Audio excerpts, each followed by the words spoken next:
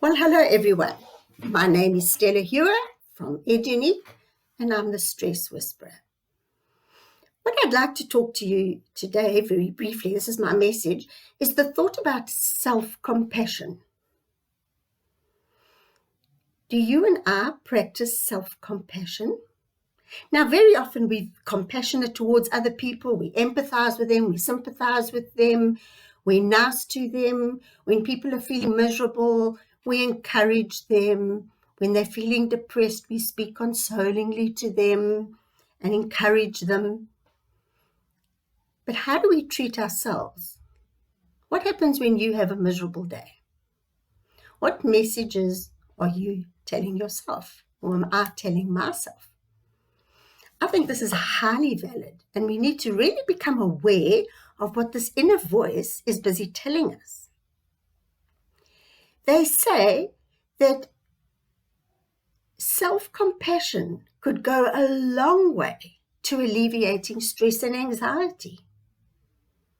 Because just think how stressed we are when we are telling ourselves messages like, you're not good enough, you're too fat, you're too thin, I'm stupid, I can't do this, I'm useless, I'm a failure. Think of all the messages we tell us. I'll never get this right, I'm embarrassed, I've disappointed myself, I'm a disappointment to others. Think of the things we tell ourselves. Things we would never say to somebody else. If someone was miserable and depressed, I'm so unlikely to say to them, pull yourself together, you're only seeking attention, count your blessings. We don't talk to people like that. So what are the messages you and I are sending to ourselves? I just read a short study this morning about self-compassion, and they had two groups of people. One group were people who were practicing self-compassion while undergoing difficult times. And the other group were being judgmental and critical of themselves while undergoing difficult times. And they measured the brain activity. And you know that in each group, it affected the amygdala, which is the area of the brain that picks up threats. And it's scanning the environment. And it deals a lot with our emotions and how we feel. The group that practiced self-compassion had less activity in the amygdala, whereas the group that did not practice self-compassion had heightened activity in the amygdala. Now, we know the amygdala, if you've listened to some of my other videos, there was also a study that the amygdala actually picks up 66% of negativity. It's far easier for the brain to pick up negativity than positivity. So by being uncompassionate towards ourselves, we really are affecting, and it becomes a spiral.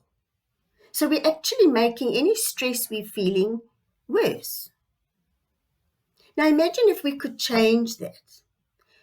How about accepting ourselves as we are? Now I'm not talking about, we do have to have certain standards for ourselves. I'm not talking about a slob who doesn't want to work and is happy to accept themselves sitting on the couch being a leech. We're not talking about that kind of person. We're talking about normal people, average people, like that are we really trying in life? Why can't we have self-compassion? Why can't we accept ourselves for who we are? Let's face it, we're all imperfect. We all have strengths. We all have weaknesses. Can we not just accept, you know what, I'm human. So you know what? Today I'm having a bad day. Tomorrow will be better. Why do we have to feed ourselves negativity and then beat ourselves? Like beating or kicking a poor donkey that's already down and miserable and sickly. Why would we do that? And why do we do that to ourselves? You know, if we treated an animal the way we sometimes treat ourselves and beat ourselves up about things, maybe we'd be arrested. So how important is it to practice self-compassion? To stop telling us ourselves negative thoughts and downing ourselves. If we can accept that we have certain strengths, we have certain weaknesses. I remember from a business perspective, I read something very interesting. It was, if we, in business, we all have strengths and weaknesses. So you want to find your sweet spot where you're good at, instead of trying to be what you're not. For example, I'm not a detailed person. I can't tell you what a mess I can make of some details. So I could spend a lot of energy and time improving on my ability to be more detailed. And I probably could improve it. I'm sure I could. But I'll probably only become mediocre at it because it's not really my strength. But if in business I could find out what my strengths are, and if I develop my strengths more,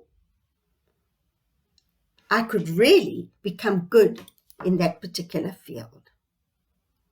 So can you see that somewhere where acceptance of who we are and what we are can go a long way towards reducing stress? I know, I'm just thinking of something, some time back, I had burnout and I was really struggling emotionally. But I was feeling very stupid and embarrassed about it. And I had this voice telling me, you're such a failure. How come you do the work you do? You train people in companies. You train them on stress management. You're helping people on health issues. You've got such a big mouth, but you can't get things together right now. This is so embarrassing. I'm really useless. I feel like a fraud. What awful messages. But you know that while I was feeling that way, somebody sent me an article, and it was all about the cracked pot. Now, let me tell you about the cracked pot if you haven't heard about it. The cracked pot speaks about, it's a story of a Chinese lady that goes down to the river. She's got 2 pots on her stick here. 2 pots she goes down every day to fetch water. But the one pot is cracked. So on the way home, that pot leaks. And the cracked pot was really feeling bad and sorry for himself. And one day the cracked pot says to the Chinese lady, why do you bother with me? I'm not perfect like the other pot. I can't bring all the water home. The Chinese lady looked at the cracked pot, picked up the water again for the day and walked home. She looked at the cracked pot again and said, do you notice on which side of the road the flowers are growing? And because of that, I have flowers in my home every day. Isn't that an awesome story? To show that sometimes because we cracked, we actually can help other people because we truly understand. Because we've had to do a certain amount of work on our own and we've had to face difficulties, sometimes you help other people through your own pain.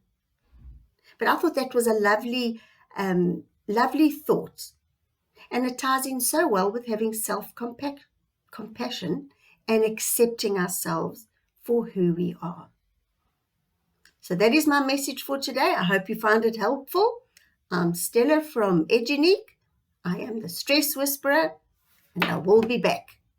Bye for now.